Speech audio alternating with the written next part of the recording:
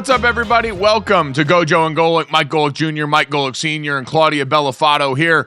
We got a great show for you guys. As always, make sure you download, subscribe, rate, review us, leave us a 5-star rating, and check us out live Monday through Friday from 8 to 10 a.m. Eastern right here on the DraftKings Network. You can also catch the best of GoJo and Golic noon to 1 p.m. Eastern on VSiN, everywhere where you hear that Monday through Friday. Big one coming up today. The Masters getting going. Claudia, what else we got coming up here? It's a beautiful day, not outside here in Boston, but beautiful day overall because we have the Masters. And also, I won't be alone today in this Boston DraftKings studio. Yes, the one and only Charlotte Wilder will join us. It's Wilder Thursday. She'll give us her hottest takes. And there's no team in team. That's a quote straight from John Calipari, officially new head coach of Arkansas, and MLB's pitching problems. Big issue in Major League Baseball, elbow issues everywhere. But GoJo, you mentioned it. It's Masters, and like I said, it's not nice here. It's not nice there because there is a weather delay. But eventually we will get some golf, and we'll see if it lives up to the hype. But it usually always does. Doesn't it, Michael Eaves? My favorite event has always been the Masters because as a kid, my dad and I bonded golf, and I've been a golf nerd my entire life. And this is by far my favorite event. It's my favorite week. One, to me, it's always felt like the official kickoff to spring, right? I don't care where you live, whether it's in the Northeast or in Kentucky where I grew up or even in California, it's the official kickoff for spring.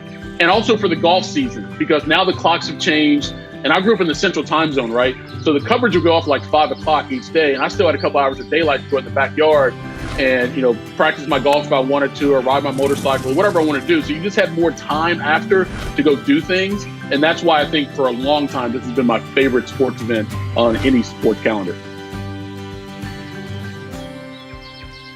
It is my absolute favorite. Well, that was beautiful. He calls himself a golf nerd. He's also an ESPN anchor. Of course, he's doing this golf coverage for the Masters. He's right, though. It's really the best time of the year, GoJo, isn't it?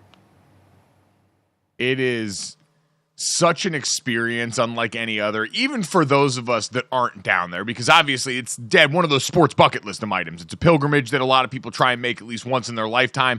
Usually there's generations that span that or go together or make that a trip there. But for me, even up here, the experience every year of walking my ass to the App Store on my iPhone and re-downloading the Masters app after the March Madness Tournament Challenge apps are all sent back to the cupboard for the rest of the year. It's such a beautiful feeling. It's one of the greatest apps in sports, and I am so excited to have it back on my phone right now. I'm very happy for you. And listen, this event, I mean, there was times when I was doing Mike and Mike at ESPN, we were close to getting the radio rights to the Masters. So Greeny and I would have been there, and while we were trying to do that, they kept saying, if you go down there now, you have to do it outside the property. You know, we're like, we're not going out there going down there to be outside the property. You know, if we get the rights and we're inside the property, how cool that would have been, but it never materialized. So I've never been there. I've never golfed it. I'm conflicted though on it. I certainly would love to golf it, right? I mean, there's absolutely no doubt about it, of all the great things you hear about it. But you know, I'm a hack, like you're a hack, like most people are hacks. So you're always like, oh my God, I'm going to golf Augusta, you know, and tear up that horse or whatever. And they're like, no, a lot of people go and golf there. But I have been told, because I've said this a few times to people who have golfed Augusta, I said, so is it cool if during the round I got a beer and a cigar in my hand, you know, while I'm golfing? And some people have told me that would be the last time I golf there. Is that true? I'd really like to know from people who have casually golfed at Augusta. I mean, can you not, you know, enjoy those joys of life while you're golfing, which I like to do? I mean, I can't believe that would be true. Dad, the Masters looks like a great time. It is one of the most important, if not the most important tournament in golf. But it rivals basically only the Rose Bowl in how self-serious this event is about itself and how much the people in there like the smell of their own farts. I mean, let's not get that twisted. It's incredible. I love the Masters. Yep. I love the smell of their farts, but nobody loves it more than them. Okay. So I would not be surprised if what you just laid out there is true. Sometimes your analogies are a bit much for me, but that's okay. You do make us understand your point. There's no doubt about it. Yeah, listen, I have had my issues with the people who run Augusta and that club and things they've done in the past. You know, there've definitely been some things worth discussing about them. But, I mean, there's no doubt it'd be a bucket list to go and play on that course. But I'm sorry, I'm not that serious of a golfer to where you can't go and relax and enjoy yourself a little bit. So if it's truly that stuffy, and I'm not going to enjoy myself, you know, it's not like I'm going there to break any record. It's not like I'm going there to get my best score ever. I'm going there for the experience. I mean, even when we went to Pinehurst, God knows I had a number of beverages out there and some cigars, and they didn't seem to have a problem. I know Pinehurst isn't Augusta, but Pinehurst is pretty damn well known. So I don't know. That kind of turned me off a little bit. I'm not going to lie. Let's put it this way. If you got invited to play Augusta and they told you it was contingent on for one round you not drinking and smoking during that round, I feel like you'd muster up the courage to go forward. I would for the experience. Absolutely no doubt about it. I would for that one time. But in all honesty, unless I had the round of my life, would I go back? I mean, maybe I'd go back and show them I want to party during the round and see what happens to me if they actually did kick me off. I don't know. That was just kind of a weird thing. But yes, without question, if I got invited to go play down there, I definitely would. Well, Claudia, it's become this interesting thing where I think we're talking about this dad doing it, father-son on this show. That always seems like one of those things that people are trying and aiming to do. And wasn't there some dad that went viral for getting a solo Masters ticket going down there instead of inviting any of his kids? Yeah, well, apparently he had to make a decision of what kid, and they sent a bunch of texts in the group chat. His daughter actually tweeted this out, which we'll show you if you're watching DKN or YouTube.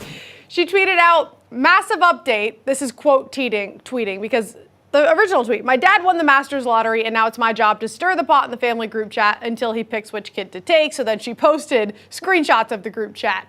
Quote tweeted that saying, massive update. My dad revealed that he only requested one ticket for two reasons. One, he thought the Masters might feel bad for a guy requesting to go alone and throw him a bone. I don't know if they feel bad for anyone. And two, so he wouldn't have to pick which child to take. So originally they thought he was having to decide between the kids, but no, he actually just gut it for himself.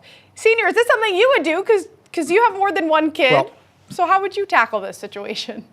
Well, and by the way, I have stated, I rank the kids every single day.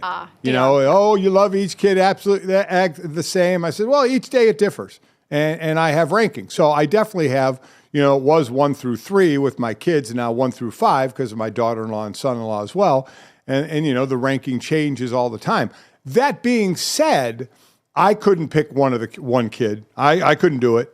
I'd say, ask my wife, Chris, to go. And if she couldn't go, I'd be like, well, I'm either finding someone else or going alone. Now, I agree with you, Claudia. The dude saying I only went for one, maybe they think I'm a lonely guy. I doubt they care about anything about that. But yeah, I couldn't pick one kid to go to that. So it'd either be my wife or I would probably, or a friend, or go alone as well. Yeah, this is a chess move by that dad, because I always think about it in terms of a couple of things here. First off, in picking when you've got multiples, it's like the rule that you usually have around picking a maid of honor or a best man at a wedding. If you've got one sibling, then you pick that sibling. If you've got multiple siblings, then you pick your best friend so as not to alienate one of those two siblings in a way that makes things uncomfortable for everybody. But the dad really tapped into something that's near and dear to my heart, which is moving solo. And I understand everyone's going, Mike, you're single, find somebody. You're lonely. It's getting weird. You're almost 35. Grow up. Especially, it's like, no. Your mom think just about said this. That. Yeah, she just texted me. Yeah, I heard it in the background alongside the tears. But think about this it is always easy. Anytime I want to go and try a restaurant, especially out here in LA where these places are hard to get into, you know what's always got seats? Usually always got one? The bar. The bar. You can always slide in at the bar when you're moving solo. You go to a place, long line at a popular breakfast spot, slide up by the bar. Solo, easy to get in there. And this dad, they said he had been applying in the Masters ticket lottery for 10 years, and he'd always put in for 2 to 4 because he wanted to bring people with him, and had never gotten picked. And so now he gets picked once he decides to go solo because it's a lot easier to get one in there. And so I think most of us can accomplish more of our dreams if we just have the courage to do them alone. Upon this rock, I will build my church. Listen. I can't go against that. There is the freedom to move and go about and do whatever you want because the person you're with may not want to do that same thing. So I see the pros and cons of that for sure, and I know you see the pros because that's normally how you're traveling. So it's like a solo movie. You know what? You don't have to worry about how another person's feeling, what their reactions are to this, if they like this or not. You can just go and enjoy it yourself. That being said, Dad, you brought up the choice with talking with Mom about that. This is an interesting choice that popped up with our friends on the Dan Levitard show the other day because Chris Cody and Greg Cody, father-son tandem on that show, apparently Chris and Stu Gatz were trying to surprise Greg Cody by taking Greg to the Masters with him and Christopher and going down and making it this big father-son bonding experience. And Greg had already bought expensive concert tickets to I think go see like Pitbull and a bunch of artists cover Jimmy Buffett. And he chose to go to this concert with his wife instead of going down to Augusta. I guess they're going to try and go next year, but it begs the question, Dad, like if you could think of your dream concert, like I don't know what that would be at this point based on artists living or dead, your dream concert going with Mom versus going to an event like the Masters with me, Jake, or Sydney, what your choice would be and which one you'd be more inclined to want to do. Oh, I'd go to the concert with your mother 100%. It wouldn't even be close. Listen, I enjoy golf a lot. I like playing it. I don't necessarily enjoy walking around watching it. I did that at a couple of tournaments where we would do our show in the morning there back at ESPN, and then we would be there for the round if you wanted to walk around. So it's cool. I've done it a couple of times. So you stand at the tee box and you look at some of the great golfers. It's not like you're conversing with them, as opposed to going to a concert that your mother and I, a once-in-a-lifetime thing. That for me, and everybody's different, right? Golfing fanatics out there wouldn't even think twice about that. We were at an event one time, and your mother was there and watched this. The Sunday night, the pairings party night, where they had the party before. The head of one of the top golf courses in the country, and I forgot which one, was there, and the amount of just average golfers basically genuflecting in front of this guy, trying to get in good with this guy. Your mother was watching this and just mocking the hell out of them for how these grown men were acting around another grown man who can maybe get him on a golf course they want to golf on. So for some, it would be a no-brainer. they're going to Augusta. For me, like I said, I like golf and not particularly care about walking around and watching that. So, Claudia, it would be me and my wife. What would you choose? Well, no, what's the concert? You can't just leave us hanging on that. Yeah, I was going to say, that's... I don't know. You don't know? I don't know. I mean, listen, no, I mean, her and I went and saw America, a group we grew up on a couple of years ago. I mean, there's plenty of, let me put it this way. Really original name. There's more concerts I would skip the Masters for to go watch with your mom than people would think. What about Pitbull covering Jimmy Buffett, though? No. Right. Probably not that. What about even is Pitbull that? covering America? Who let that happen? No. I mean, I love a concert where they're covering Jimmy Buffett, and hey, maybe Pitbull will pull it off and it'll sound great. We'll have to wait and see. I kind of dig the concert thought of covering Jimmy Buffett. It's pretty cool. Listen, Random. if you want to doubt Mr. Worldwide, do that at your own risk, because I won't put limits on that man who has transcended just the 305 area code, but that's neither here nor there.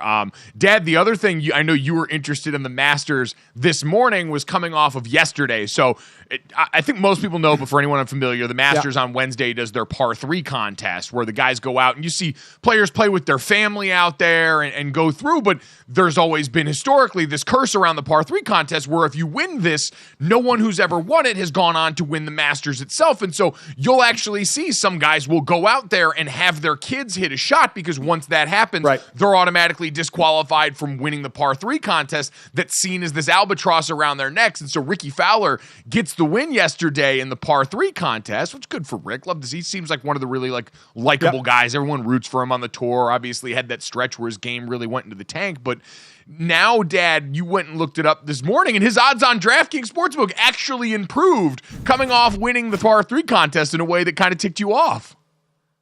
I mean, that was stunning to me. Again, no par 3 winner has ever won the Masters. Before the par 3, Ricky Fowler, who won the par 3 contest, before that, he was at plus 17,000. So after that, I asked Claudia before the show, I said his odds, they had to go, has to be ridiculous now because nobody's ever won it after winning the par 3. His odds actually went down to plus 15,000. Claudia, will you please explain that to me, because I was stunned that happened. See, it's strange because I don't think it even matters who's betting this, because you would think it's just a money grab for the sports book. They're like, yeah, sure, everybody come bet it. So I was surprised to see them move it. Apparently they saw enough money or enough bets to move the line, but it was shocking for me, Senior. But hey, maybe they saw something in his game and they're scared now. Listen, at plus 15,000, throw a couple, a little bit of cheddar his way. It ain't nothing wrong with that. You get a nice return there. Yeah. But another great note on this, Mike, Gary Woodland played in this par 3, and he had a hole-in-one, pulled the string on a hole-in-one. You were talking about what kind of hole-in-one, we take any hole-in-one, but man, when you pull the string and that ball is coming back, and he had a hole-in-one, but more importantly is he's 7 months coming off brain surgery to remove a tumor. 7 months ago, he had a tumor removed from his brain, and now he's back golfing at the Masters. I golfed with him in a Pro-Am in Houston, one of the tournament right before the Masters years ago. And he was the nicest guy, Mike. It would be me, him, and then there's a couple of people who play in these Pro-Ams who get to play, And Gary was the nicest. He'd be lining up putts for them and everything. He was such a good dude. So when I heard his issues, and it was, man, wow, but coming back from it, it was great. And like I said, got a hole-in-one yesterday. So very, very cool for him. I was happy to see him just back, and I'm sure he's happy to be back swinging a club. But yeah, if I'm in the Masters and I'm playing the par 3, Mike, I'm throwing it. I'm having one of you kids hit the ball or something, so I'm disqualified. I'm not playing into that curse.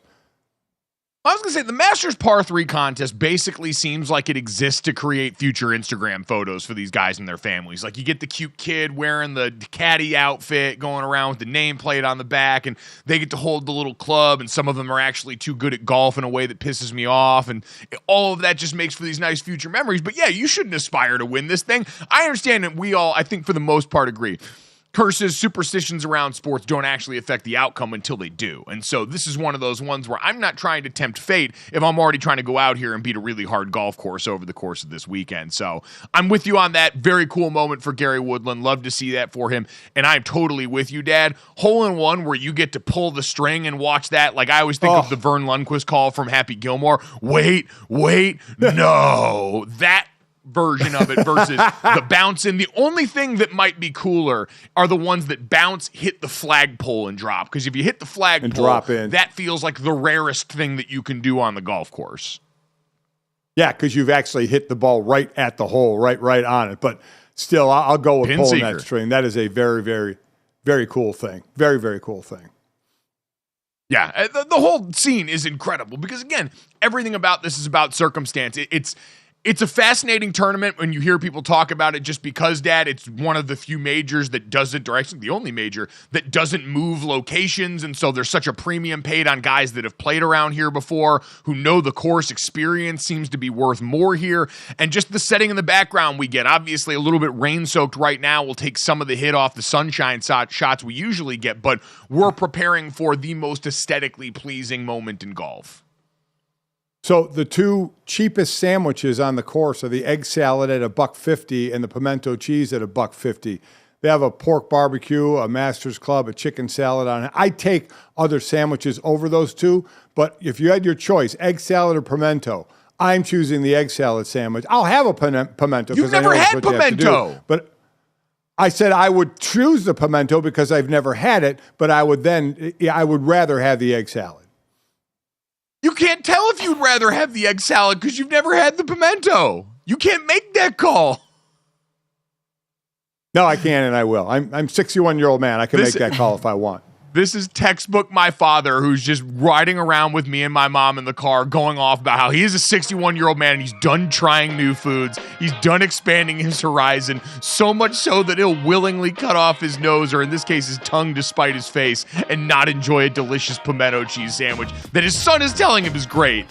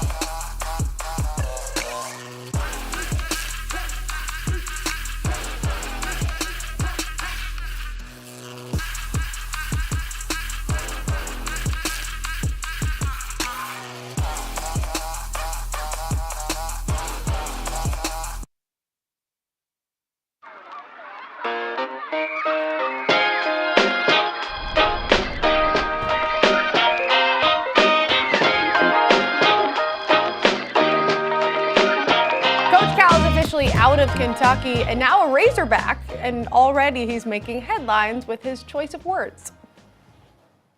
You know what? I'm jacked about another opportunity.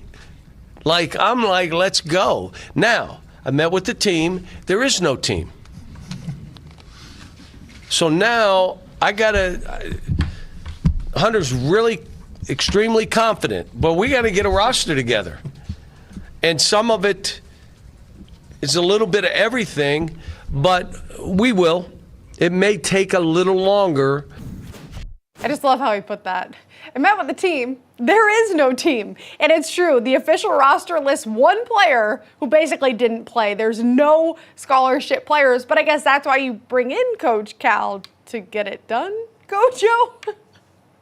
Well, I mean, that's modern college sports right now, where almost every time there's a coaching change, and remember, this was the middle ground of Eric Musselman leaving and taking another job and them having to fill in the gap here. And you saw the article yesterday in The Athletic by Kyle Tucker and Shams talking about how this basically started when, Hunter Yurachek and the brass from Arkansas got together with Cal to try and talk about potential coaching replacements for Eric Musselman because the Tyson Chicken people knew Cal so much, valued his opinion, and they all walked out of that meeting and they're like, well, why don't you just do it? That'd be pretty cool. And so I think, Dad, in that middle ground, what we see in college sports now is players have the option to leave in most sports. And I'm not sure how this works in basketball because of the timing of the portal there, but like in football, if your coach were to leave in the time that's even not in the transfer portal window, you're eligible to leave. They give you that option, which I think is great, but it also means a lot of people are going to take that, explore their financial options, and so you wind up with a cupboard that can be almost completely bare and now rebuilt in the image that you see fit, and we'll wait and see what that looks like for Cal now in this next iteration of his career. Yeah, reportedly, the one of the 5 stars out of Kentucky, one of the top player in Kentucky, one of the top players is already decommitted from Kentucky. So, or I should say, reopened his recruitment. And Cal also said in the past, one of the toughest parts if you left a job was leaving your players behind. Well, in today's world, you don't have to do that. They can end up following you. So will they get some players from his team? And then you have his former players. You look at a Malik Monk, who was with him at Kentucky but is an Arkansas native, said that he supports Calipari in the new post and will. DeMarcus Cousins, who was, I think, in the first recruiting class for Calipari, he said that Fayetteville will become the hub for elite players. So, they understand his reputation. Obviously, the team hadn't done as well in the last couple of years. But players have seen what he has done, not only in college, but in sending players to the NBA. So him getting players, and he'll have, a pretty good amount of NIL money. If you're going to bring in a guy like this, you're going to give him all the resources he needs. And one of those resources today is a nice checkbook, or they're not writing the check, obviously, but the NIL money to be able to bring these guys in and attract recruits, get them to decommit or reopen their recruiting, or get guys from the team he just left in Kentucky. So I don't think he's going to have a monster problem filling out a roster at this point. It is so interesting, though, when you bring up the idea of the resources that he's going to have here, because that's been seen as part of the sell. The Tyson Chicken people that are the prime donor at Arkansas that Cal's had a relationship for years and years on end now, and everyone has said, we're willing to open up our pocketbooks to give him what he needs, because it sounds like towards the end of his time at Kentucky, and Dad, I can remember when this did spill over into the incident that ended up involving Mark Stoops and the football team, where Cal was trying to get together funds. He had former players lined up trying to get new practice facility at Kentucky because he felt like they had fallen behind in the arms race of facilities for a team of their caliber in college basketball, who for the first half of his career there was making the Final Four every other year and won a national championship, did all these things that he felt like at a school like Kentucky would warrant, hey, we're up next. We've seen you invest in all these other programs, but don't forget who Dad is around here at this school. It's a basketball school. And that omission publicly ended up rubbing Mark Stoops the wrong way. Him and Mitch Barnhart, the AD, came out and had that press conference, and it seemed like that was sort of the fissure point where all of this started to fray a little bit, Dad, where Cal maybe felt like he was not fully appreciated there. And part of me can understand that. Like, listen, Mark Stoops has done a phenomenal job at Kentucky. Mark Stoops, in my mind, I would never leave if I was him, because it's an incredible job. You're in the SEC. Right. You've been competitive in the SECs for a number of years now in the right year. And most importantly, there's not a ton of pressure surrounding that job like these other SEC jobs because this is a school that cares much more about basketball. I don't think we're wrong for admitting the truth here, but apparently that was something that Kentucky towards the end felt like they weren't willing to do, maybe because there were a few dry years after all of that tournament success. Right. Yeah, and then you go to a place where all of a sudden there's all this excitement about what can possibly be done, and maybe get you excited more, and that's what happened with Cal. I love what he said. He said he asked a priest about his decision once it became clear Arkansas had strong interest. The priest told him, go for a walk and imagine yourself as both the head coach at Kentucky and the head coach at Arkansas, and which one makes you more excited. And Cal said it was the thought of going to Arkansas that made him more excited. But he said he didn't want to overshadow the national championship game on Monday, so he kept that to himself. But he said it was one of the reasons. Thank you for that, oh gracious Cal. Yeah, how about it, though? Go for that's the advice. Like go for a walk and imagine you're. Yeah.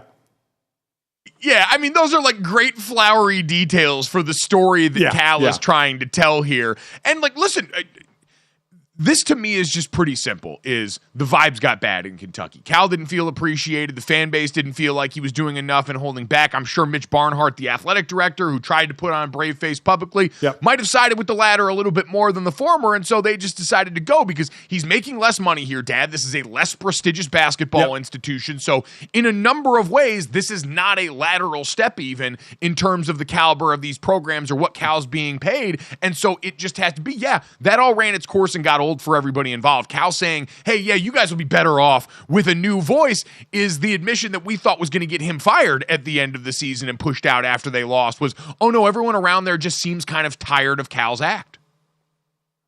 Yeah, tired of the act and tired of what was going on. So that led to, are you getting all the resources that you need to get players? And maybe that was drying up there as opposed to, as we said, a billionaire being the main contributor to a school who was excited to have a new guy, a guy like Cal there to bring excitement to Arkansas basketball and to be able to get big-time players there, Claudia. So I do understand from the excitement side where Cal thought Arkansas really had a possibility of a bright future.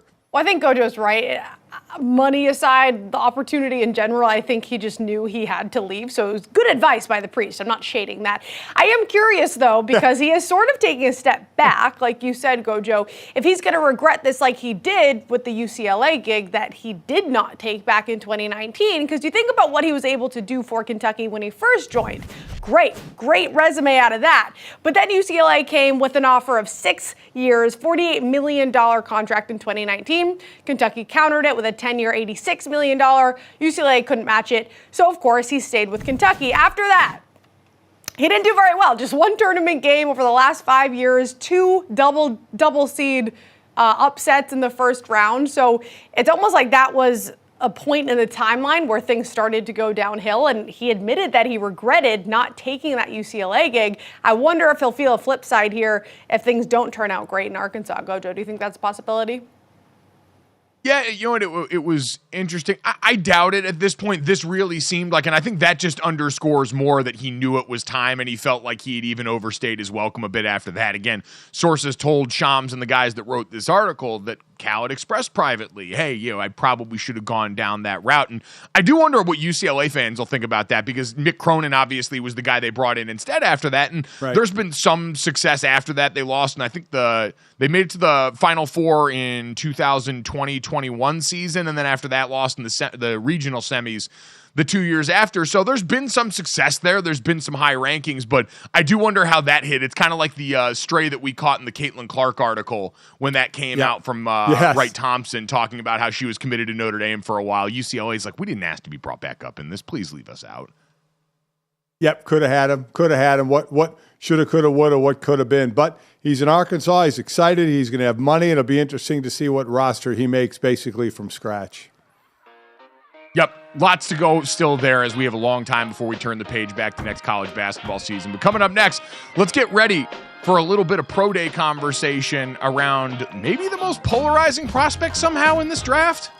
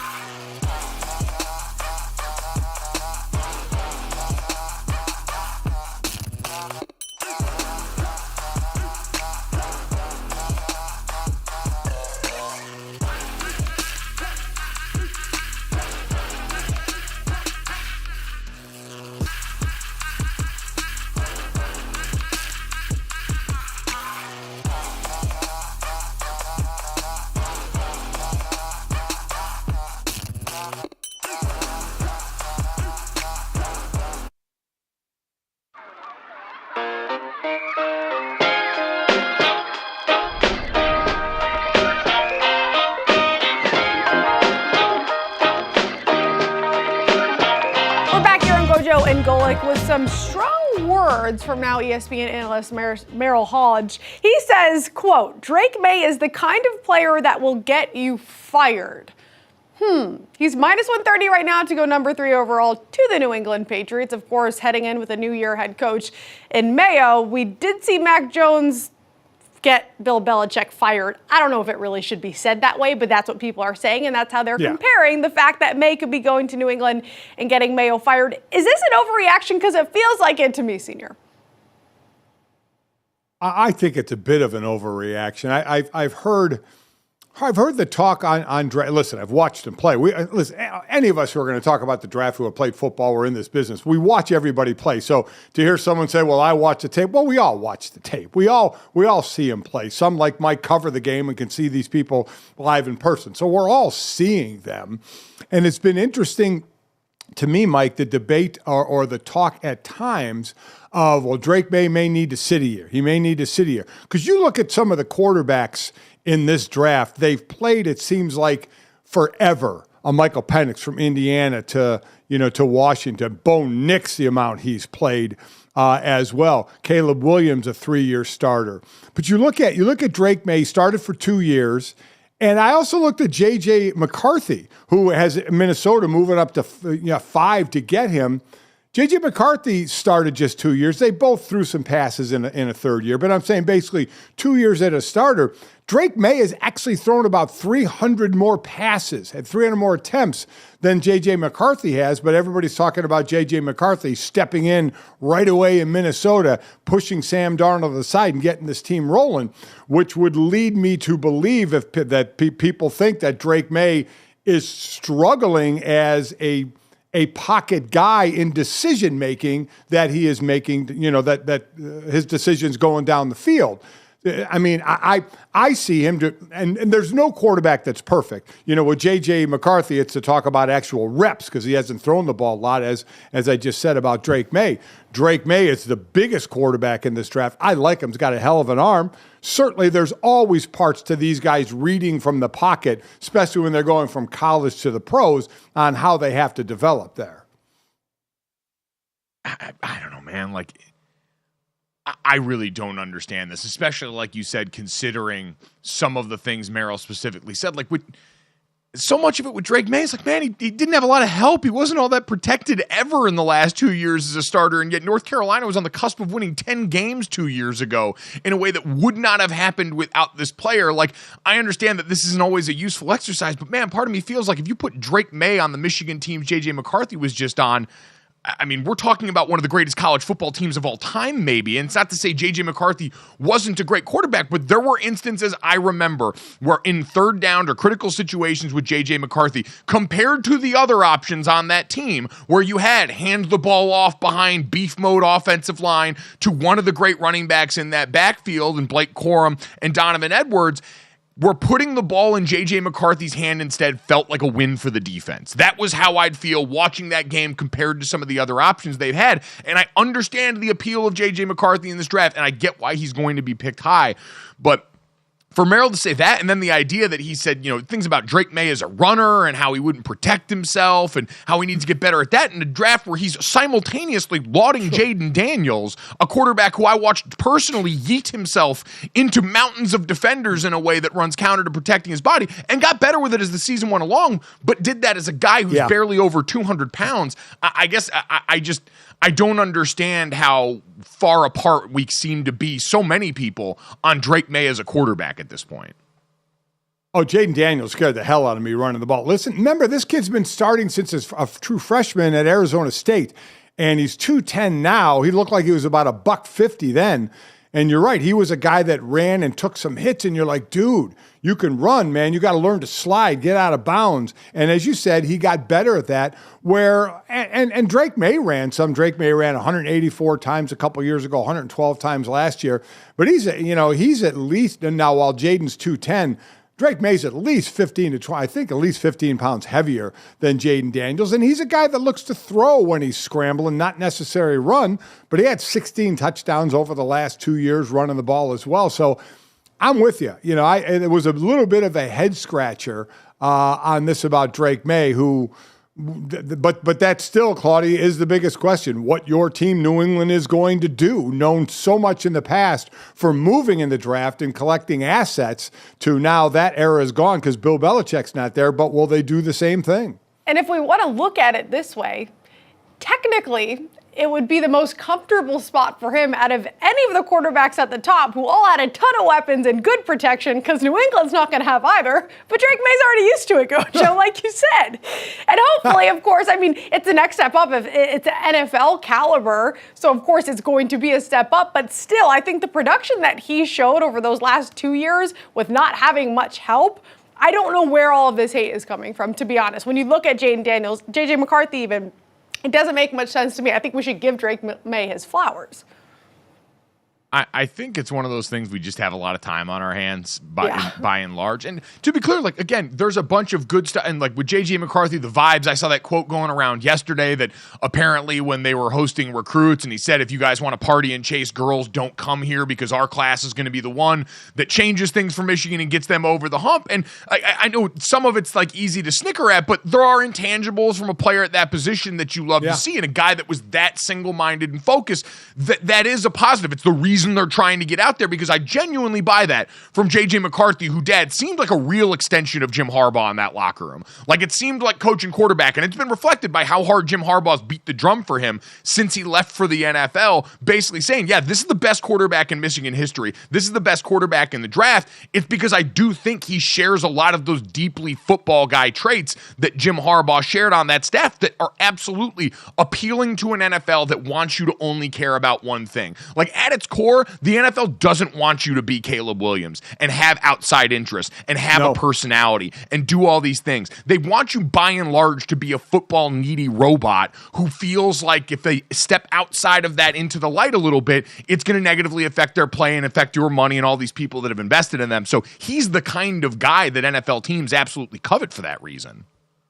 Oh, my God. Every NFL GM went to his happy place when he heard J.J. McCarthy say that. I mean, that's exactly what you want to hear. You want to hear these guys are singly minded, focused on the game. Because remember what came out about Myles Garrett, that he was too philosophical and you know, all the kind of the you know, eccentric, some of the things that he did off the field. Was he dinosaurs? Was he going to be able to concentrate? Yeah, was he going to be able to concentrate enough on football? Well, that question got answered. So that's why I can put some of that to the side about, you know, you got gung-ho all the way on that. You can have outside interest, but that's what your coaches want, especially out of your quarterback. You want that quarterback first in, last out, you know, all just what JJ said. If you're worried about you want to go out and have a good time, this ain't the place to be. We got a job to do. My God, sounds like he would have been a perfect fit for Belichick had Belichick still been coaching, just the type of guy he wanted. But, yeah, JJ endeared himself to a lot of people with that. What you just described, Dad, made me think of the word safe. He feels very safe in that regard from the standpoint of the things that are so difficult and the people in the draft process spend so much time trying to ascertain is what's going on in the 6 inches between your ears. What are the intangibles? The physical stuff, most of them feel like the coaches, they can make that work if you've got talent. And JJ's got plenty of talent. He's got plenty of pedigree. He's a winner from that program. But that other stuff feels safe. And I saw Mina Kimes on her podcast the other day, or on Bomani Jones' podcast, The Right Time, said it's kind of like that Kirk Cousins feel where you feel like you know what you're buying. And in these NFL systems in the Shanahan-McVay tree, where a lot of them feel like, hey, we can get the quarterback to paint by numbers a little bit, provided you're willing to come in and do all those right things. And that's appealing to a certain section of the NFL decision makers. And it certainly has helped him. You've seen him move up. But at the end of the day, it's what you think of talent, because you have another quarterback who paints his nails, dresses up or whatever he does going to the women's game, is really out there, and Caleb Williams, and he's still going to be the number one pick. If there are people questioning things that he has done or how he acts as opposed to J.J. McCarthy in that straight line, doesn't matter one bit to Chicago Bears or any other team that was picking one. Caleb Williams is going to be that guy. Yeah, there's no discrepancy there because, like you mentioned with Myles Garrett, everything is judged on the sliding scale of how talented and productive are you versus everything else, and that talent and production always wins.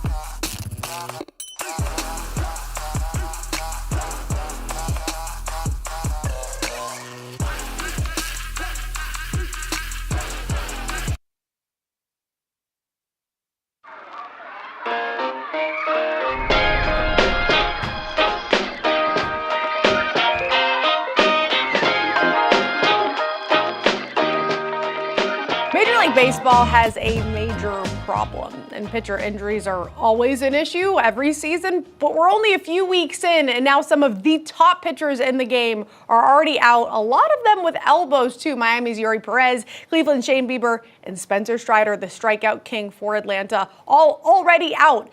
Issues with their elbows. Shane Bieber was very emotional, which makes sense, about his injury. Baseball will be there. I will be here. It's easy to keep things in perspective. Like I said, it's just an injury that I'll get past. And like I said, I'm not the first person, won't be the last. I think one of the things that is a bit more difficult for me is that throughout the offseason and in spring training, like I did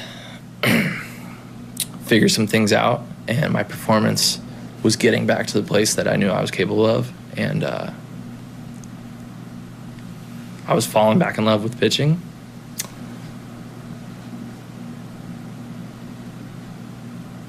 And I was having a lot of fun, and this group's great, and they're capable of so much with or without me.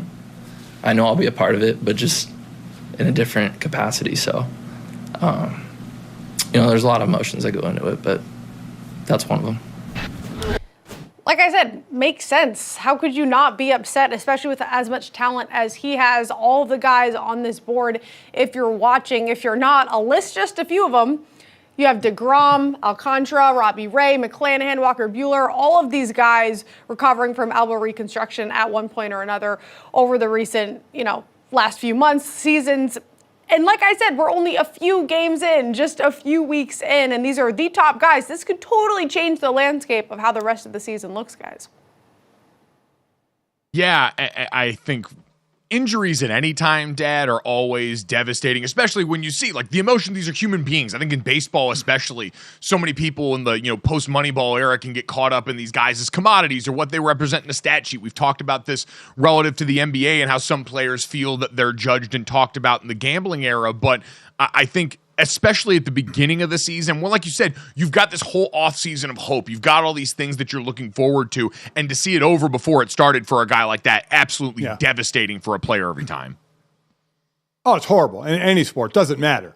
I mean, it sucks to get hurt, but it's something to get hurt toward. Then if it's toward the end of the season, you're always like, no, I got to rehab in the offseason. But still, when you work so hard to start a season and then it's over, I can't tell you. Certainly the physical part of it, which every athlete knows that, again, you're going to get hurt. It's just a matter of what and how bad it's going to be. And in this case, it's bad, but it's just that isolation feeling that you are now basically a ghost and you cannot contribute to your team. It just takes a mental toll on you. We'll worry about the physical side of it later on after it heals.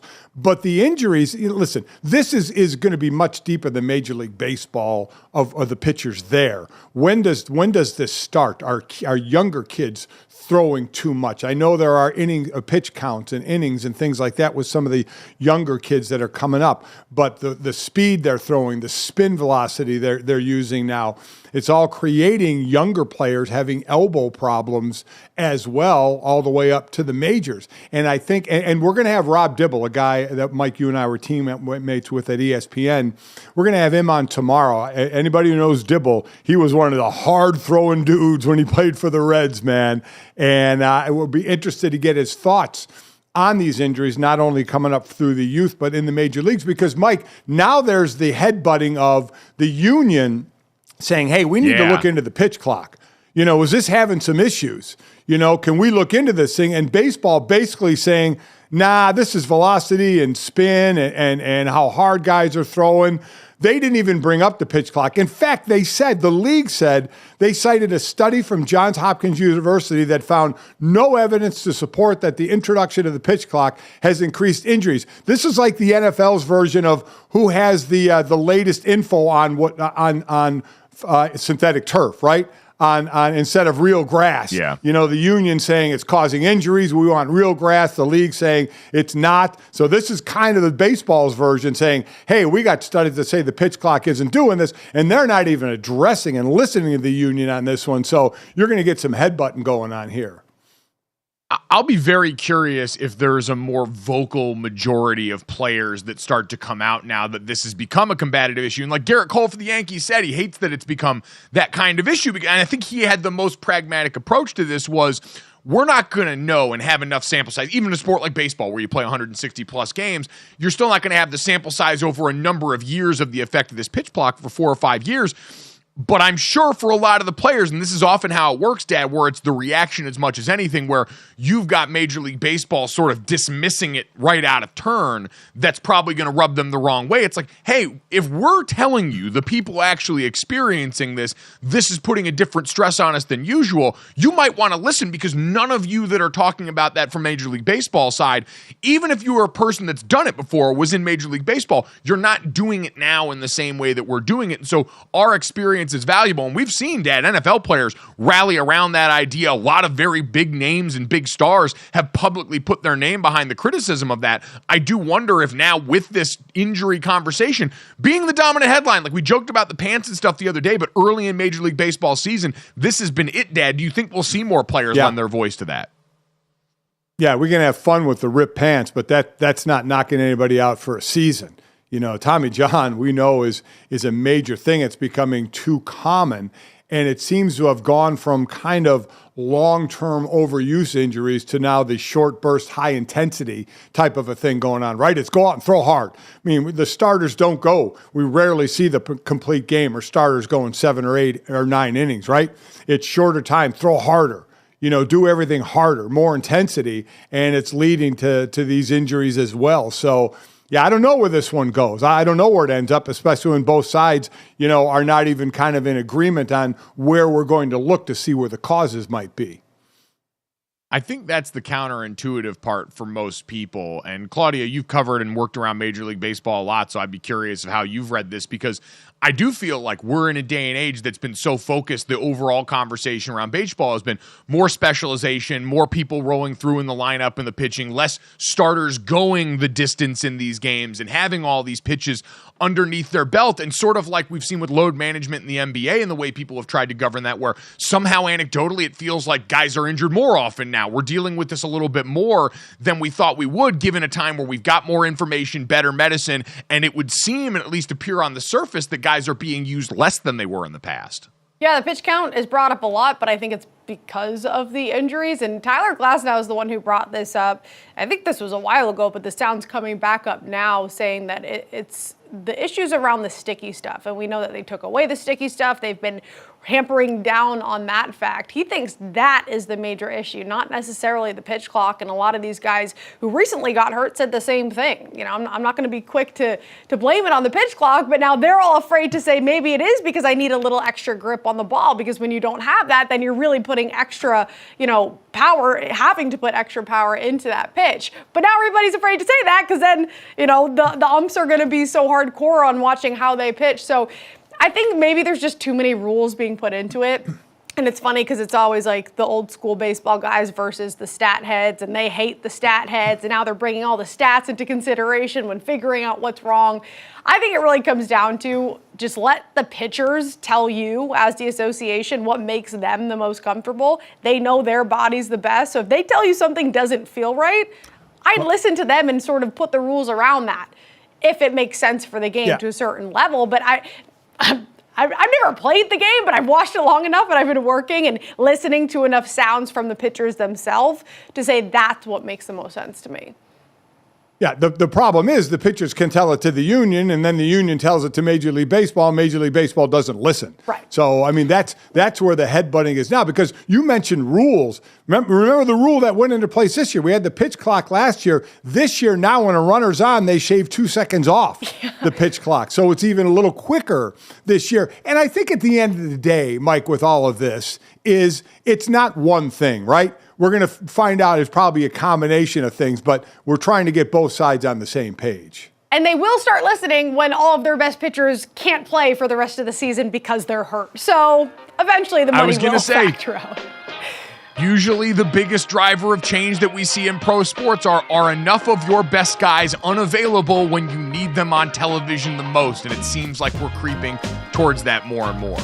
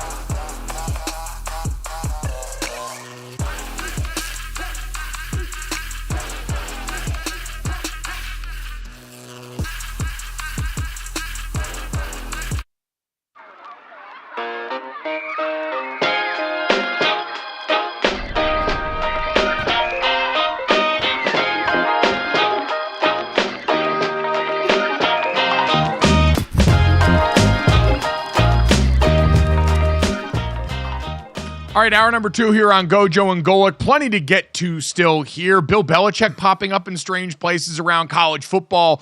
We'll sort out a little bit of what's going on in the NBA. Mike Golic Jr., Mike Golic Sr., and Claudia Bellafato. I think this is what's going on. Uh-oh. Oh, my God. Oh, no. Oh, no. Oh! Oh, it's Charlotte Wilder's music. No! Also known as The Undertaker. I think those are my vibes, right? Everyone's like, Charlotte, my Undertaker. God. She did well. Yeah. She did well. Did we surprise you guys? When you, Oh, my God. When you think I was of waiting for the Undertaker, you Charlotte think of Wilder Charlotte. choke Yeah. slam. Well, Yeah. don't give me any Early. ideas, Mike.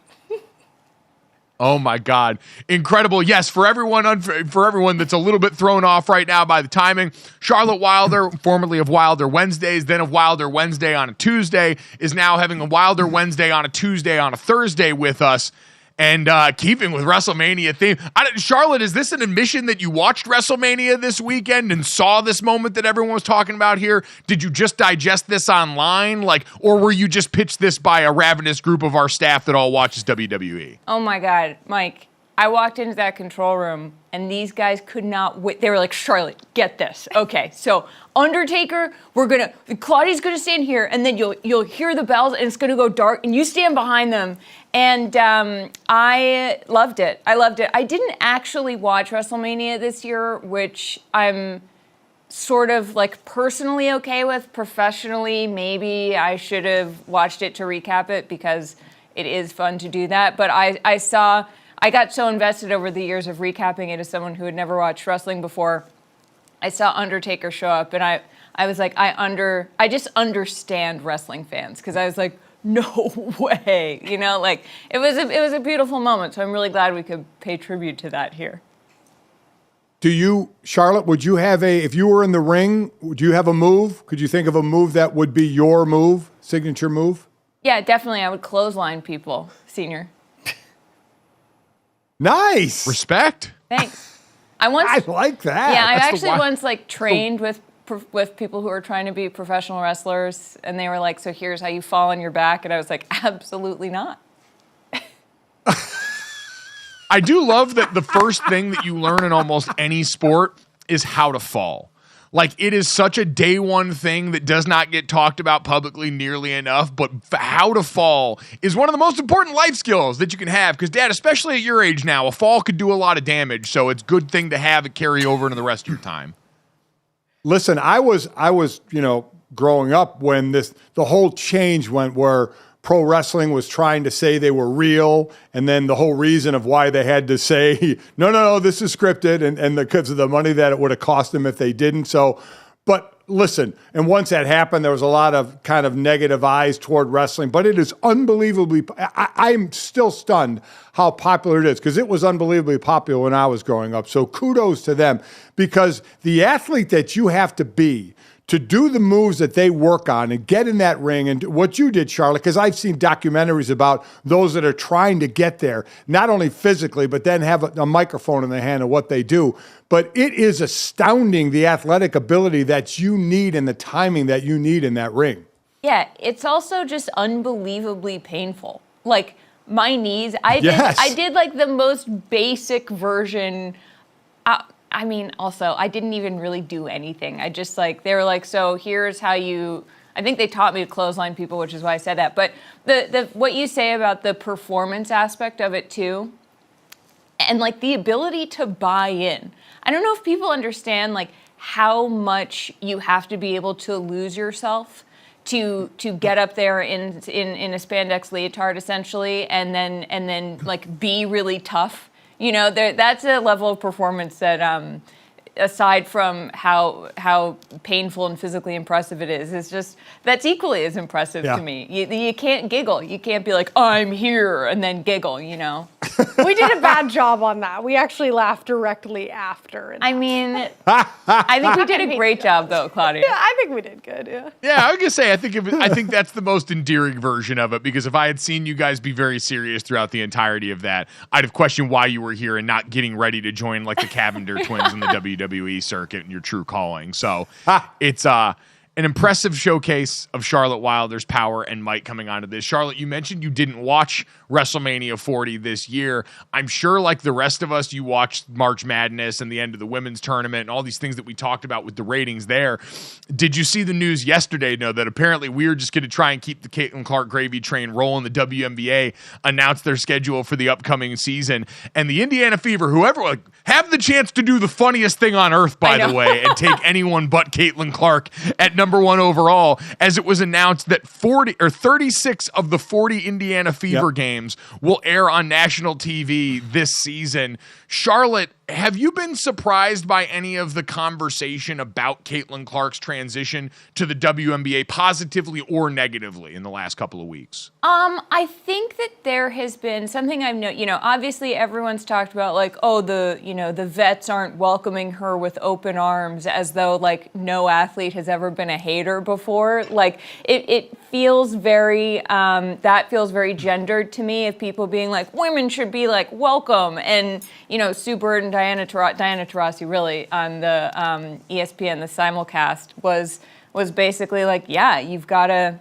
I think people took her comments far too negatively, to be honest. I think she was basically saying, when you're a rookie in this league, life comes at you fast. You're playing with pros who have been doing this for years, and it is a different ball game. But I think, Mike, when you say the funniest thing possible, if they took Camila Cardoso, I would be that is, because after watching the South Carolina game, there's obviously Caitlin Clark is going to be number 1, and what she's done for the women's game is incredible. But I was watching Camila Cardoso, and I was she was sort of the difference maker, but obviously the Fever are not going to do that.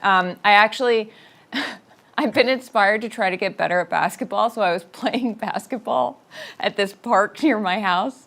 And there was this little boy and his nanny also playing basketball, because I live in a bougie neighborhood of Brooklyn, where of course a little kid is out there on a Sunday with his nanny.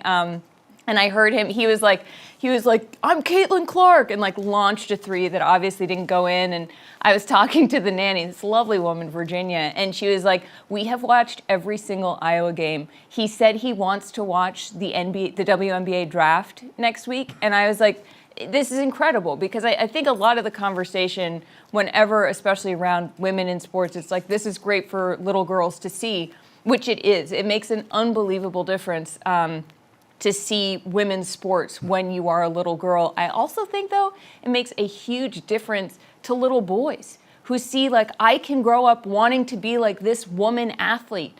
And that is such a huge cultural moment. I was started tearing up. I was like, he wants to watch the WNBA draft. So I think that what Caitlin has done just cannot be overstated. And so it's smart of the WNBA to try to capitalize on that. It's a lot of pressure on her, but clearly she's shown she can handle it.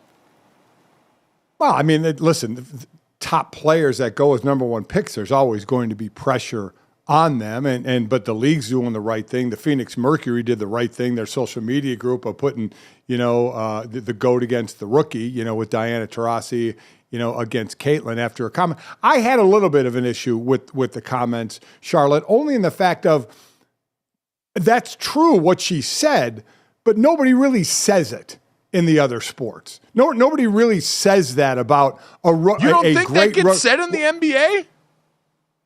What? Publicly, when is it? Tell me the last time that's been said. Show me that. Listen. Do players think I feel like that happened when LeBron came into the league, where guys on his own team were somewhat leery of the amount of fanfare he was coming in. I feel like we've heard plenty about guys. I don't know. To Charlotte's point, I have always associated basketball, especially, Dad, with hating. Everyone in that sport, the entire old guard of the sport, exists to tear down the current generation of players. I'm not denying that the feeling is there. But if you want to say it was said about LeBron, okay, that's 22 years ago. Like I said, to me, it's not normally spoken. It's felt, and she put it into words, because the first thing I said was, Diana, you played against 18-year-olds as well. when you were in college, and 19-year-olds and 20-year-olds and 21-year-olds. Don't get me wrong, what she said was true. It was just odd to hear it because you want to bring up LeBron, like I said, Mike, 2 decades ago. I just don't think you hear that a lot. Not to say that it's not felt by the players, and every veteran out there wants to knock off, the top pick. It's just usually not spoken about a whole lot. Well, Dad, I would say this. We also haven't had a lot of prospects that have come in with the fanfare of people in that vein. Like, I think that's the difference, is so much of this is reaction. It might not be, I truly think after watching this person, but man, if you sit around long enough and hear how great anybody is in any line of work, the tendency is to push the other way, and the feelings in the conversation are so loud and so strong about Caitlin in a way that we have not had for a prospect coming out in this draft in quite some time, if ever, that I think it prompts a different response like that, much the same way. So a greatness like LeBron James, or even like, I'd be curious to go back and look at what the conversation was like around Wemby going into the draft, considering he's probably the most recent prospect. Maybe Zion did the same thing. That's what I was just going to say. Show me some public comments that said Wemby's in for it. Like, again, they feel that. And this is really inconsequential what I'm talking about. I just found it a little surprising. Athletes feel that way. Don't get me wrong. They feel that way, but I don't remember hearing comments about Wemby like that. So I just found it. I wasn't sure, and I'm not looking at it, Charlotte, as hating, because listen, every vet, despises a rookie, especially a big time rookie coming in. They want to knock him down a peg or two, without question. It was just a little surprising to hear it, I guess. No, I mean, I think part of the Wemby thing is he's French. Yeah. So everyone already hates on French people, so they were like, we can't pile on. Also, no one could insult him in his native language. So, I mean, a lot of people actually could. A lot of people speak French, but I don't. I think it's the opposite. We didn't watch Wemby as closely as we did LeBron and Clark, to where that hype built up so much. Most people were just like, holy crap, that's a really tall dude, and apparently he's awesome, and apparently he has handles, and he can dunk on you and do all these things. So I don't think we had the hype. And Senior, I'm with you, because we talked about this yesterday with Tarasi, which I'm split down the middle, because I agree with everything Charlotte said. But on the other side of it, I think we just have too small of a sample size to say this never happens because of what GoJo said. Because we're talking Caitlin Clark and LeBron James. We just don't have enough players in between. I also didn't watch the whole simulcast, so maybe I shouldn't be the one to say that was wrong of her, because I didn't hear the whole entire conversation. I just think it's unfortunate for Caitlin Clark, because she's just out here balling and people are like, well, watch out. I think she knows that she has to take that next step. That's not going to be easy. GoJo. Well, that's the other thing. The other part of this that Claudia mentioned in here is athlete-led media. I think that's the biggest difference in this conversation now, Dad, too, is for the lion's share of sports time, we have not had athletes in these positions with microphones who are asked to render an opinion as often. You'd sometimes get it in player media availability, you'd get it in different settings, but now these people are trying to do this professionally, and so that requires you, the best ones, to go out and have strong opinions, and sometimes we've seen it might get them in trouble's the wrong way to frame it, but you know what I mean? It's going to drum up a headline at their place of primary work because of what they're doing in this other field that I think is different from almost everything we've seen in the past up and through the last 5 years. And don't get me wrong, you're right. I mean, her quote was accurate. Just the way she said it or saying it publicly surprised me. But I think that is part of the generation. I'm not used to that. And we are in that era of athlete, led conversation. Current athletes in these positions, whether it's podcasts or whether it's actually commenting on games. So from that side, I do need to understand it more. And this is the way, whether it's in social media, players are way more open about things, or when they're asked to be in the role of an analyst. So I have to understand that more as well. Yes. I think it'll also. Go ahead, Charlotte. I just think it'll be interesting to see what happens with Cooper Flagg next year. I think that a prospect this highly touted going into Duke, which is famously hated, he can be the next hated white Duke player. It lines up really nicely with all of the narratives. And I think that will probably, NBA-wise, be the closest thing we have to what we saw with Caitlin this year. How are vets going to respond to him, assuming that he plays well? Obviously, he'll probably only be there for 1 year. It's radically different. Caitlin set all kinds of records. I'm not preemptively comparing their careers by any means. I just think that having someone with that much hype, which I think Cooper Flagg has, will sort of be the next time we see that in an American kid coming up through this system. So I'll be fascinated. It just sort of gets juicier and juicier. You know what? It's interesting. I'm going to be very curious if and when we get because Charlotte, what you just described there is one of the last archetypes that I think most people can universally rally around. In a day and age where I think we've tried to break down barriers on a lot of things and change a lot of that stuff, the hated white Duke men's basketball player feels like the last bastion of something we've had in sports for a while. And based on what we just saw in the tournament, I don't think we're that far away from, if this were to hold true, from a player maybe coming out and sharing with us, yeah, hey, being the hated white Duke player wasn't a great time for me and affected me in a way that's going to make us all feel really bad, similar to what we went through with Angel Reese this last year, where she gets up on the podium after a game and tells us all, hey, this last year was really hard for me. Being the player that everyone hated for being themselves publicly for a lot of other reasons that involved, undercurrents of misogyny and racism and all these things that we know are baked into that conversation, that happening eventually and potentially with the white Duke basketball player that's kind of been this universally rallied around concept in sports, that might be the one that I think we're within a range where I think that could be gone pretty soon. I will say, though, that I will always be rooting for Cooper Flagg because Cooper Flagg is from Maine. So that, for me, wow. Maine is deep in my heart. And I think most people in America, having traveled around and especially the college football stuff, you go to parts of the country where people are like, what is Maine? They're like, interesting, Maine. And so I'm just excited for the beautiful pine tree state to be on a larger stage and to have everybody Googling lobsters all the time. GoJo. Listen, I just hope the kid doesn't trip anybody. I mean, that's all I'm hoping for. If we can get one of them to just not trip people and kick anybody in the nuts, that'll feel like a big step forward. That'll feel like progress for the folks in Duke. Charlotte, I do love the idea, by the way, of marquee prospects that come from places that aren't natural hotbeds. Yes. Like you talked about Cooper Flagg coming from Maine. In this draft, does anyone, Dad, you might know this, obviously, Charlotte, you went around in the last couple of years, traveled and watched a lot of college football. Claudia, you covered it, so maybe I'm going into the wrong crowd with this. Do you guys know where Brock Bowers is from? Brock Bowers, universally looked at as the number one tight end prospect in this draft, was a 3-time All-American at Georgia, this big football behemoth powerhouse in the Southeast. Dad, you raised your hand. Where is Brock Bowers from? Dude's from the wine country in California. I mean, it was amazing Napa. When you heard that. I was like, yeah. It's like, wait a minute. And they first said it obviously started as a true freshman against Clemson, a monster game, and he was a big part of the game plan.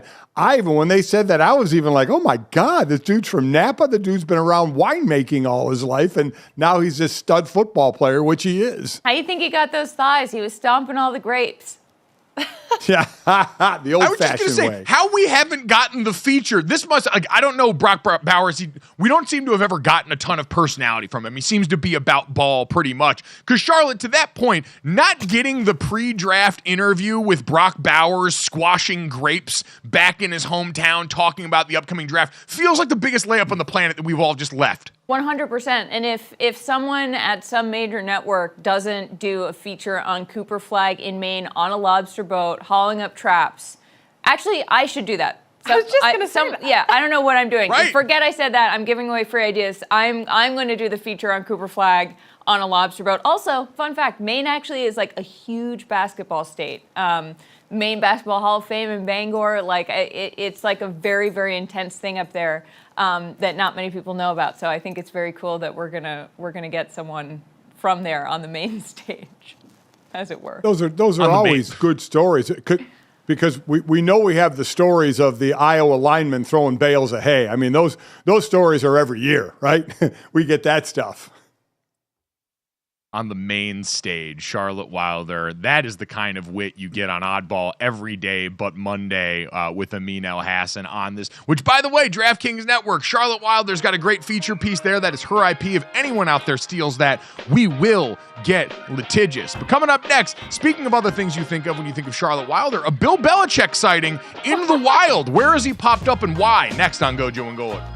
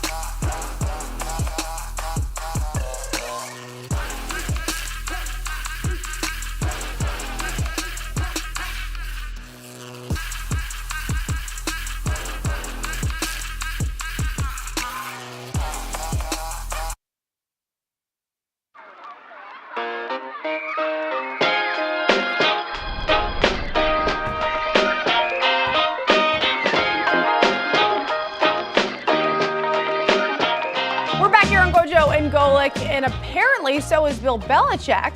Well, no, not really. He still doesn't have a job, but he is speaking to teams. He spoke at Nebraska's annual coaching clinic, and former Panthers, now Nebraska head coach Matt Rule, was soaking it in. He is so smart, has seen so much, that he can make the complex so simple that it humbles you and embarrasses you. I was embarrassed yesterday listening to him, how smart he is, how simple it was. But 3.5 hours in, I was like, Coach, would you like a water, a coffee? Would you like to use the restroom? Because I desperately had to use the restroom, And he's like, I'm fine, Matt. I was like, yes, sir. Just sitting there and just talking, right? And just his recall from things 15 years ago. And, the only reason why we don't get through more information is because he's having to slow down to make sure you understand what he's saying. It was an unbelievable experience to spend that amount of time with him. So, Charlotte, I'm very glad to have you in here with me, Charlotte Wilder, because we can both speak from experience of hearing Bill Belichick over the years mumble in his press conferences. So 4 hours of Belichick. Matt Rule loved it. Would you? First of all, Claudia, I really like the introduction and said Bill Belichick still doesn't have a job. So, we're all doing better than Bill, I guess. We're not. I don't know that I feel like at a certain point, it would be incredible to hear, the dark football lord of a generation talk about punters for 4 hours. But I think at a certain point, my eyes would probably start to glaze over, GoJo. That's just a long time to do any. Oppenheimer felt long. Yeah, I was saying, you don't have Cillian Murphy's sex scene in the middle of a Bill Belichick PowerPoint to kind of break things up. We don't know, actually, but... You know what? We don't know what happened. Fair point. I do not know if Bill Belichick showed, a weird shot of Cillian Murphy from the back during the middle of this talk about football. But no, Charlotte, honestly, the thing this made me think of, and something I was very curious about, because Matt Rule saw Bill Belichick in his element. We never saw that at the podium. This is Bill's love language. And when we get these little peeks, when they would do those pieces that involved him and Nick Saban, where they just put him in a room and let him talk ball. And I'm sure if you let Bill Belichick talk ball, we've seen the lacrosse thing too is obviously his kink and random special teams rules from years ago. All that stuff. But it made me think of, oh man, they're still out in the woods as Bill Belichick clearly is settling into life where he's not going to be a coach this season. I saw he was talking at Washington where his son Steve is coaching now as the coordinator on Jed Fish's staff and now doing and making this tour. I'm sure he's going to pop up at other places. It made me think of J.J. Redick and LeBron James, where, you've got this little space now carved out in the sports media space where you can just go and nerd out on basketball. And you've got these, one all-time great, and J.J. Redick, who's a great in his own right in his specific role, but these two incredibly high IQ basketball guys talking about the game, trying to explain it to people along the way, but talking it at a 400 level here. That's the thing I've always wanted from Nick Saban and from Bill Belichick now that they both got time. And Dad, I think what Matt Rule is showing you here is you'd have a football nerd audience that would absolutely go crazy for that kind of stuff. So I had an experience like that where Matt Rule was like, this guy is so much smarter than me in the game, and we basically do the same thing. It was one person that happened 2 times. I covered him in college. It wasn't you, Mike. I covered him in college, and I covered him in the NFL, and that was Peyton Manning. I did a college game of his in the production meetings. Listening to him talk football, and then when he was with the Colts and I did the preseason game in Tokyo in the production meeting, I was just dumped because, listen, we all know football to a point. I feel I know football, call it forever, can break it down and everything about it. But there are still those that you listen to and you're like, oh my God, what he is saying and his recall and his smarts on the game, it was unbelievable. So that was that. And then as far as I would love this, I would nerd out in a minute listening to Bill talk football, just like with Nick Saban, who could talk football as well. But I love the Nick Saban speeches about work ethic, about players, about the type of players that you want to be, about getting to that, kind of the intangible part of becoming the best player you can be. I think he's incredibly motivating with that as well. So to me, it's fascinating. But to hear someone just go off on football alone, my sport, breaking it down really, really deep, I think would just be awesome to listen to. I guess, Charlotte, I want to go back based off that. Have you consumed much of that? Because I don't think we've talked since Mind the Game dropped in this era where J.J. McCarthy went on First Take and criticized the model a little bit and talked about the state of what people wanted out of basketball coverage. And I think that's always been something that's sort of simmering there. So as someone who does a basketball podcast, who lives much more in this realm now in the media around the sport, how have you received this particular venture from J.J. and LeBron? I mean, for me, it feels like a gift because I always want to get better at the X's and O's of it. And this season, I've dove into that much more. I think my career has been more about the human stories, which it still is. But I do take great joy in learning about how people strategize for these incredibly competitive situations. I mean, JJ and LeBron had me looking up slot cuts. I was like deep in the weeds on like numerous basketball sites for high school coaches about like how you can coach your team after watching Mind the Game. I do think that with Bill, we have gotten hints of this. Like, local reporters would ask him about a punter or a kicker, and he would go off. I think that he'd said like 900 words at once in an answer, and that was the only time he would open up in the later years, at least. I think earlier in Belichick's career, he was much more comfortable with the media, and then just sort of clammed up, which I guess I could understand. There was a lot going on, but I think that when you get people with such a deep love for the game and knowledge and then experience, like hearing Bill Belichick talk about, he's seen everything. He's seen absolutely everything. And hearing JJ and LeBron, JJ is such a student of the game. LeBron is a student of the game, but he's also still playing it. And so you get just this level of analysis that I'm hungry for. And then, when I've been watching games, I've been looking out for the things they're talking about. I think it just, if you're a nerd, I think it really brings another level to the viewing experience. And it's helpful for me as someone who talks about it too, GoJo. And I think it's the best way to do it now in these podcasts, these long forms, to break it down. Because when you're calling a game, it's different. I don't think you can get as deep in the weeds when you're calling a game that's moving along. You can try and teach people something and show them something, but sometimes, an analyst during a game will try and go too deep, and it gets a little bit muddied of what you're trying to explain to people in the fast pace of a game. But in a podcast like that, man, sign me up. Man, where you're going in the mind of these players and breaking stuff down and taking you places where you haven't gone. I think it's fascinating. Well, and Dad, you kind of brought it up, is you're always having in these conversations, for Bill Belichick, when he would talk publicly, for any of these guys, you're always having to kind of filter for your audience because you're never sure what level of basketball expertise your audience is coming from. The vast majority of people, to Charlotte's point, don't have the time to invest in all of this stuff. They can, they have fun parachuting in for GOAT debates or the MVP conversation or any number of things that are fine access points in all of this. But I think for these players, these coaches, there is a freedom in being able to go out here and talk about the game that at an insane level without having to handicap yourself to do so, without having to put a governor on the way that you want to spew the information that you have to give in a lot of these situations. And I think for Bill Belichick in this setting, he's around like-minded folks. These coaches all want to get to where he's at, and so he gets to just do the thing that comes so naturally and most naturally to him.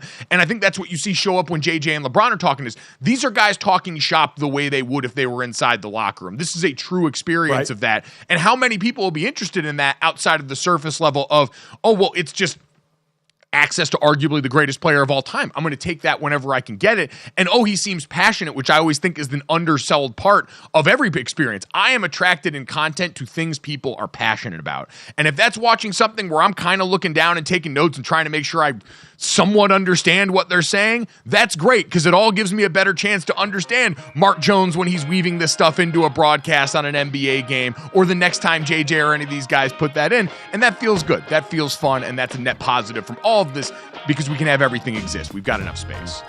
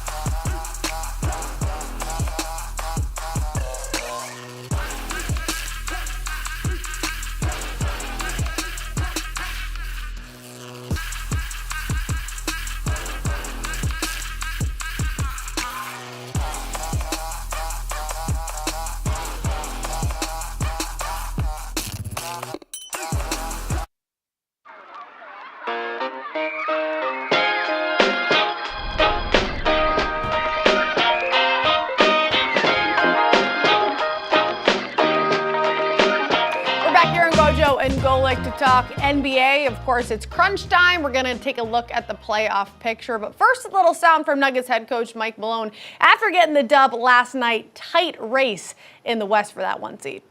We understood what was at stake tonight. And as I told our players before we went out there, the number 1 seed is there for the taking. And that's what you have to do. You have to go out there and take it against a very good team. And now the challenge is we're on a high right now because it's a very good performance, a really important win, making sure that we bring the necessary focus going down to San Antonio. As a reigning world champion, we haven't been satisfied the whole year. You got to stay hungry because we got 29 teams right behind us trying to take what we have. And you need the requisite mindset, energy, focus, discipline, urgency, whatever you want to call it. And tonight we had it. He's right. It's tight. They are 1 game up now on the Thunder and T-Wolves with that 116-107 win over the T-Wolves last night. But Charlotte, they're sweating. We're all sort of sweating watching this. The East is fine. The Celtics are good for the 1 seed. What is going on in the West? I mean, I think Malone is right that they haven't been satisfied. I think that we were used to such dominance last year, especially in the finals, that to see the Nuggets fighting. Also, if you'd asked me in the beginning of the season, if you were like, are the Nuggets and the Timberwolves going to be fighting for the number 1 spot in the West? I would be like, did you hit your head recently? Like, is everything good? And here we are. So, media gets it wrong all the time, folks. And by media, I mean me. But I do think that, it was a really fun game. Though, even when the Wolves were up at the half, I was like, I don't think there's any way that Denver lets them get this game because home court advantage, like you want a game 7 in Denver if you're Denver. Also, the altitude, like that's a real thing. And so I think that that's just where Denver's experience showed so much. And the Timberwolves are great. Also, Cat was out, so there's that. But it's just really fun. I think the West is super fun this year. I love that the Thunder and the Timberwolves. GoJo and Senior, did you see this at the beginning of the season? Were you like, yeah, the Timberwolves and Oklahoma City are definitely going to be fighting for the 1 spot? No. Did not see it. And quite honestly, one of the more impressive things has been since Cat has been out. I mean, what Minnesota has been able to do. We saw Philadelphia, Joel Embiid went out and they just plummeted, and now he's back and they're rising back up. Where Cat's been out and Anthony Edwards has been incredible. So no, that has been surprising to me. But I guess I would ask this, Mike, if you're now a fan looking forward to the playoffs, do you want to see Denver face the Lakers or the Warriors if they're in that 9-10 slot going into the play-in? That would be the first round. Or because I think we both feel or all feel that Denver's going to beat whoever they play, whether it's the Lakers or Golden State. We saw them do it to the Lakers last year. So do you want that matchup? Or do you want to see the Lakers or the Warriors against Oklahoma City or against Minnesota, where there are those that may think they have a chance, to advance, and we get to keep seeing one of those teams? Oh, yeah, listen, I think if you're looking for the most interesting outcome for all of us, it would be not feeding one of our aging all-time greats to the buzzsaw that is the Denver Nuggets. I think that's comparatively less fun because I think that's exactly what's going to happen. The Denver Nuggets are kind of akin to the UConn team we saw in the tournament, but with more longevity and better branding. Like, they're clearly, in my mind, the best team, even factoring in the Celtics and how great they've been during the regular season. The Nuggets are the best team in the NBA. Because they finally got over the hump and won the championship last year, Charlotte, we now get to, I think, talk more publicly, glowingly about Nikola Jokic than we did. Maybe Gilbert Arenas aside, who's still holding on to some past grudges there or whatever, fueled the take that was kind of inexplicable to the rest of us about Jokic being an undeserving MVP, who's now likely going to win his 3rd. Like, all of these things have, I think, made Denver pretty enjoyable relative to what we used to think about that team. But yeah, I would love to see Steph Curry and LeBron James get a shot at one of these young upstart teams, because we hear over and over again from a lot of these veteran players that we cover how much different playoff basketball is, what an adjustment it is for these young guys that haven't made it to this level before. Yeah, I mean, I think that would be putting LeBron or Steph and Clay and Draymond up against, also if we could get Draymond and Rudy Gobert in the first round, like that would be pretty electric. we all remember what I was going to say, Charlotte, I think getting that matchup with that underlying storyline, but what you just mentioned, my eyes lit up when you said young star versus one of these vets. Anthony Edwards is so ready for this moment. The one thing that's become clear down the stretch of the season when Karl Anthony Towns went out was Anthony Edwards, not only talented, but we were talking before the show, some of the most aesthetically pleasing basketball that we have in a league where Kyrie Irving falls into this category as well. Paul George, where it just looks the right way. It's reminiscent of Kobe Bryant, whose game was beautiful. It was precise. It was great in difficult situations. And it feels like Ant has that in addition to the mentals that would have him look at an opportunity like that. And I think, Charlotte, you'd almost get the same effect that you got with the Memphis Grizzlies a few years ago, where you had them playing the Warriors early on in the play-in. And, it's this young team that doesn't care about the status of this great former dynasty, and they're going to gun right at them. I feel like Anthony Edwards, because of his makeup, could give us some of that same theater. Oh, yeah. Anthony Edwards is not scared of anybody. Anthony Edwards is this, mentally, he fascinates me because he is not afraid to go out there and say something like, the All-Star game doesn't matter. And then, stare into the camera like this. And you're like, oh, okay, so you're just, he's just, and I'm not saying that I agree with that take, but I do think that he possesses a level of self-assurance and conviction that shows in his game. I mean, 51 points the other night, and then last night he's just out there making it look so easy, and I think his game is so powerful that Mike, I agree with you. I think that would be a really fun young player to watch go up against one of the greats. I think, though, that factoring in the rest of the team would also make it pretty entertaining because I don't think that the rest of the team has that same sort of gravitas that Edwards has, but I don't know. Playoff basketball, I'm just on a high. I'm so excited. We're going to Celtics Knicks tonight, which isn't playoff basketball yet, but it is for the Knicks. And I'm just looking ahead at what we have to look forward to. I'm giddy about it, guys. I'm so excited. Oh, I'll tell you what I'm really excited about. We know those teams are going to be in the guaranteed spots, right? I'm liking the races for 6, 7. Right? I mean, to not have to play in the play-in. I mean, how we talk about at this time of the season, do you care where you're seated? You may not so much, but you probably care whether you have to play the play-in just to stay in, rather than be guaranteed a spot. And you're looking right now, at the Pelicans just a half game ahead of Phoenix, sitting at 6 and 7. And so, that's those two fighting for that spot. And then in the East, you have the 76ers who have won 6 in a row. They're playing the Magic. They have 2 more games. The first one is against the Magic, who they are just 1 game behind, as well as the Pacers are 1 game ahead as well of the 76ers. So that race still going on. Could the 76ers make it back up into the guaranteed slot of 6 or 5, depending on what goes on, Claudia, in these last couple of games? Well, Senior, you can bet if you like one of these teams right now at the DraftKings Sportsbook. You can bet on the play-in tournament. Kings are massive favorites, but Suns minus 155, so they're get a little juice to them. Pelicans only minus 105. Suns got the win over the Clippers because finally Durant, Beal, and Booker all did something at the same time. And if they could just do that every game, it has taken now basically 2 seasons to have something look remotely close to what it should be with those 3 guys. So very curious to see if they can get it done. But they are favored technically between those two, them and the Pelicans, at minus 155 at DK. Is Kevin Durant just destined to relive the Brooklyn Nets experience over and over again on a loop where you can never get these guys together on the court for an entire regular season or anything even close to that? And we get to the postseason, we're like, well, maybe because it's Kevin Durant, it's all Devin Booker and all these great names, and then we're destined to watch them lose. They're capable of winning a series. They're also capable of losing in the play-in if things go wrong here, and I wouldn't be surprised by any of these outcomes, Dad. Yeah, not at all. I mean, but to me, man, this is such the fun. But the most fun we're going to get, we weren't sure and maybe still aren't, is hopefully in game number 1 and play-in, Lakers, Golden State. Loser goes home.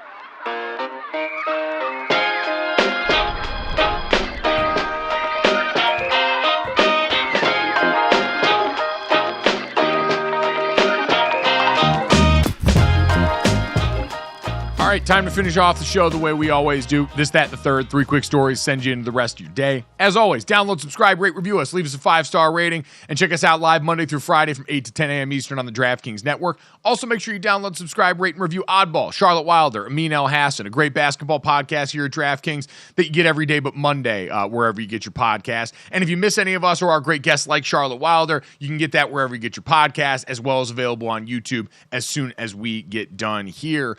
Guys, let's get to this, that, and the third, and let's start off with this stat, especially interested coming back from, so I was just in Arizona for the week around Easter, and I remember this came up in conversation about the Phoenix Coyotes and their future home in the Arizona area. They've been playing over on ASU's campus for the time being, while there have been discrepancy about the future of their stadium in the Valley. And when I was out there, Dad, you were telling me, oh, there's this plot of land up near where you guys live that they're trying to bid on right now, where the stadium might go and how cool this might be for the area and yada, yada. And now all of a sudden yesterday, we see all of these rumblings and all of these reports and news about the Arizona Coyotes and the Smith Group in Salt Lake City apparently making progress towards the framework of agreement that could have them playing in Salt Lake City potentially as early as, I believe, the 2025 season. And so, Dad, I know you're still out in Arizona right now. So as this news has started to hit about the possibility of the Phoenix Coyotes being one of the first teams to relocate in quite some time, what's the reaction been?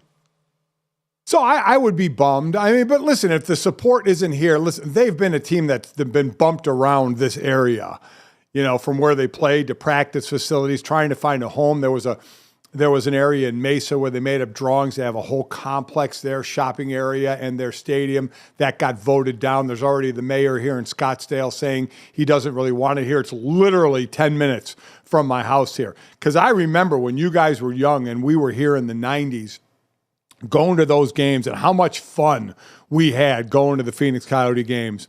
I enjoyed it. So I would love it. I hope they stay, and especially if they build that complex right here. I'd love to start going to the games again. I'm sure as players, they would love a home. And I don't know if it's going to be here, Mike. It may be like the Hartford Whalers, where there just wasn't enough support. They moved on, and then everybody in Connecticut complains about it afterwards, saying we want them back. Well, you know what? You didn't do enough to keep them. And we may be getting into that situation here, you know, in the Phoenix area with the Coyotes, that there's just not being enough done to keep them. I always hesitate. This is where you and I differ a little bit, Dad, on blaming the fans for moves that happen here that are largely driven by this. Now, because I didn't live in Connecticut in the lead up to when the Whalers left here, and I haven't been in Arizona in a long time to know what the turnout's been like there. In Charlotte, as we well know, a lot of these issues around teams moving and stadiums being built always tend to be positioned as the public not doing enough for very rich people who just want their toys funded. Well, I also think that Ryan Smith in Utah has a bone to pick with the former owners of the Jazz, and he's trying to prove that there's more room in Utah for more sport. There are a lot of ulterior motives going on here, I think, from the Utah side of things, and so I think that there's a big push. Also, I mean, it would be a cold weather place to have a hockey team. Not that I'm on their side at all, but I think that these things are always just like so political and so money driven and so above all of our heads that it's like it can feel a little bit out of our control as fans and people who love the game. I feel bad for the people in Arizona. Senior, I wish you could go to games. They're so much fun. And you, Mike, in all honesty, I don't blame the fans here. They have just been a team, unfortunately, that's had a tough time sitting in one spot. So I think inevitably it's probably going to be a team that moves. But, man, it was going to be so much more convenient being right here. So selfishly, I was really hoping they'd build on this lot here, right here in Scottsdale. But time will tell. Yep, all politics are local in a lot of these situations, so I never wade too far into the weeds. As I was just alerted by my mom, the Coyote Stadium would be privately funded in Arizona were it to stay there, and so something to keep in mind as we go. But speaking of a hard time handling things, Claudia, let's talk about that in Olu Fashion-U's tiny hands. Yeah, because if you look at this dude, he's an absolute unit, 6'6", 312, 34-inch arms. However, people noted that he has 8.5-inch hands. So people are comparing him to Kenny Pickett, who we call small hands because he does have tiny hands. I just can't even picture this. I have to look at a picture. We're showing a tweet now with the stats. Charlotte, how big are your hands? You're holding them up. Well, now I'm wondering. Now I'm like, how big? Like how? Now my big thing is that over the years, if everybody's talking about small hands and Joe Burrow's hands are too small, blah blah blah blah blah. Who cares? I'm like, how have I not measured my hands in this whole? I am curious now. I've been doing this for too long not to have measured my hands, guys. I wish I could remember. I was trying to look back up right now, Dad, and couldn't find what my hand measurement was at like my pro day or something, and can't even come up with it here because I don't have particularly large hands, but I'm also not the size that Claudia just described that Olu is, who's a mountain of a man who's got insane lower body power, who might have the most upside of any of the tackle prospects in this draft. And Dad, this doesn't mean anything. Like, I've been having people ask me, hey, what does this mean? Would you have trouble like holding on to guys like breastplates or anything? No, it doesn't really mean anything in terms of evaluating him as a prospect. It's just sort of a weird thing to happen to a guy this large. This is just dumb. If anybody puts anything into the fact he has small hands about his play on the field, stop, breaking down football and move on to something else. Because this is dumb. And my thought is, as a former defensive lineman, small hand, big hands, he can hold either way. Right? He'll be able to grab onto a jersey, so that's all that really matters. This is a ridiculous thought process if it's at all made in part to any type of play on the field. I want to be clear. I haven't heard anybody equate it to play on the field. I just think we're all like, this is kind of weird. Yeah, understood. It is kind of weird. Such small hands.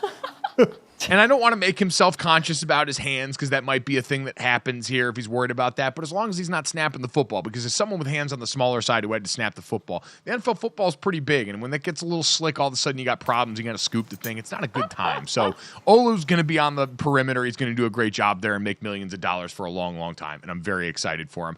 And it'll just be easier to find gloves now, which is awesome. Because ask Tyron Smith, they basically had to make his gloves out of circus tent material. That guy's hands were so big and scary. It was unbelievable. Claudia, let's get to the third here and get to baseball. Some good news and a cool story that also led to a weird situation surrounding a lot of the Orioles prospects. Yeah, Jackson Holliday, former number one pick, now a top prospect for the Orioles, also son of Matt Holliday, had his debut. And that was cool in itself. And they showed, the film of his dad and family being at the game, was against the Red Sox, got an RBI. That was all exciting. But Twitter did as Twitter does and just decided to take a picture of him and all of the top prospects from the Baltimore Orioles and said, do the Baltimore Orioles have a factory that's producing these guys? Because they really do all look the same. And at quick glance, it just looks like it's a picture of the same dude, just several different of them. But no, it's not. And I feel like this is easy to do. Gojo, you said it. A lot of the guys at this age just look the same. That's just how it happens to be. But it's funny. We have this amazing, cool story about Jackson Holliday, and people are more worried about the fact that the Orioles look like they're producing guys. They look like they're 10. Forgetting the fact they look like they're 10. This looks like a little league photo. I mean, this also makes me feel old as well because, listen, I covered his dad, 20. Matt Holliday. Matt's career was 04 to 18, I think, in that area, right in the time I, was doing radio at ESPN. And his dad almost played football in college at Oklahoma State, actually signed a letter there before he got drafted out of high school and ended up going to baseball. But this always makes me feel old, a guy that I covered and or played with, even football players earlier, when you start seeing their kids roll through. But I swear those kids look like they're 10 years old. They all look like a bunch of different TikTokers. Yes, I think that's it. Every young person looks like an influencer to me now. I think that's the problem with all this is it's just a bunch of variations of the same haircut because everyone wants to fit in because a lot of young boys are usually insecure and just default to whatever the normalized haircut is. And we just happen to see it on TikTok now. That's a great call. The Baltimore TikTokers. Oh, God. I don't think there's any legs on that. Doesn't feel very good. But either way, congrats to Jackson Holliday making the debut. Got to wear his dad's number. I saw went hitless, unfortunately, in that debut, but greener pastures ahead. Same can be said for this show. We'll try and do better tomorrow. In the meantime, download, subscribe, rate, review us. Leave us a 5-star rating. Thanks so much. We'll talk to you guys tomorrow.